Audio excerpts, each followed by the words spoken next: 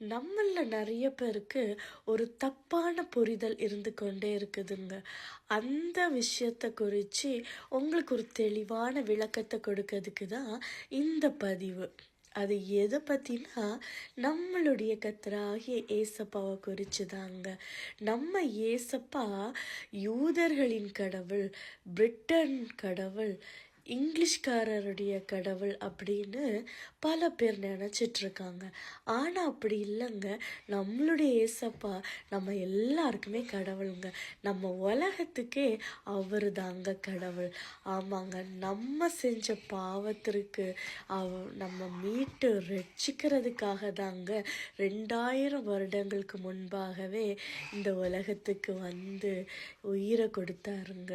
3ஆம் நாள் உயிர் தெழுந்து இன்றைக்கும் பிதாவின் இடத்தில் பரிந்து பேசிக்கொண்டிருக்கிறாருங்க நமக்காக. ஆமாங்க, ஒரே ஒரு கடவுள் நம்மளுடைய ஏசப்பா தாங்க. விசுவாசித்தால் ஆமேன் என்று சொல்லுங்க. God bless you all.